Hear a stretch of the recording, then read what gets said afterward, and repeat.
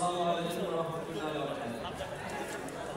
সম্মানিত উপস্থিতি, ইসলামী ছাত্রদল বাংলাদেশের বিশ্বব্যাপী সমাবেশে তিনি আমাদের বাংলাদেশী আমাদের প্রাণের চিন্তা উপস্থিত হয়েছেন। প্রিয় বন্ধুগণ, অনেক বক্তব্য হয়েছে। আমাদের প্রধানমন্ত্রী বিশ্বজিৎ বক্তব্য রাখবেন। আমি মোটাটাকে কিছু কথা বলি, শেষ করব ইনশাআল্লাহ। সম্মানিত উপস্থিতি, আপনারা জানেন বাংলাদেশের রাজনীতিতে এই জুলাই বিপ্লবের পরে একমাত্র সদস্য সংগঠন ইসলামী আন্দোলন বাংলাদেশ। আপনারা জানেন যারা এই দেশে আবার ক্ষমতা আসার স্বপ্ন দেখতেছে, তারা এই স্বপ্ন পূরণের জন্য এর পূর্বে সকল প্রতিষ্ঠান, সকল ইনভেস্টর সহ সকল জায়গায় তাদের চাঁদাবাজির মহড়া শুরু করে দিয়েছে।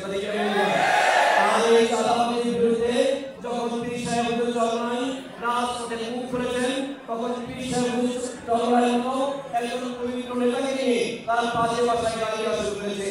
আমি তাদেরকে সাবধান করে বলে দিতে চাই, এই বাংলাদেশের মানুষ খুব ভালো করে জানে পীর সাহেব চরমাইকে। এই কথাটি কেন বললাম? বাংলাদেশের রাজনীতিতে যারা নিরপেক্ষ রাজনীতি আছে কেন, তাদের ভিতরে পীর সাহেব চরমাই একমাত্র নেতা যার নেতৃত্বে আসার পরে এদেশের লাখো জনতা, লাখো যুবক যারা আগে মানুষের ভিতরে ডুবে থাকতো, এখন তারা একাত্তর আল্লাহ আমাদের করে রয়েছে।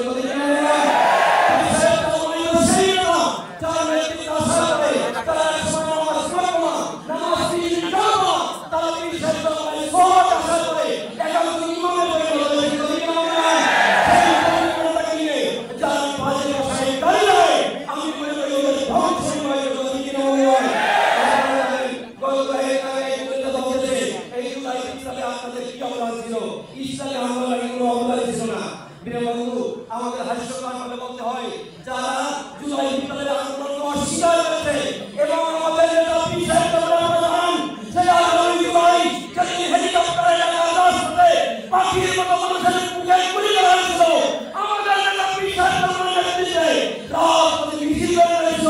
সেই মিছিলে 100 জন গুলি হয়েছিল। বাংলাদেশের একমাত্র জাতীয় নেতা পীর সাহেব চরমাই, তিনি জুলাই বিপ্লবে রাজপথে নেতৃত্ব দিয়েছেন। আর কোন জাতীয় নেতা রাজপথে যারা বলে ইসলামী আন্দোলন আওয়ামী লীগের 17 বছর আগে বাতাস করেছে, তাদের স্মরণ করে দিতে চাই। চলতি নির্বাচনে বিএনপি চায় না আমরা অংশগ্রহণ করি নাই। 18 নির্বাচনে বিএনপি অংশগ্রহণ করেছে, আমরা অংশগ্রহণ করেছি। 24 নির্বাচনে বিএনপি অংশগ্রহণ করে, আমরা অংশগ্রহণ করি নাই। এতদিন পর্যন্ত আমাদের নেতারা পীর সাহেব চরমাইয়ের কাছে এসে বলল, আপনি আমাদের নেতা, আপনার নেতৃত্বে কাজ করতে চাই। আর এখন তার বিরুদ্ধে স্লোগান দেবো।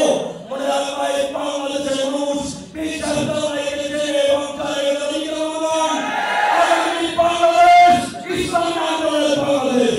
আগামী বাংলাদেশে ইসলামের উত্থানকে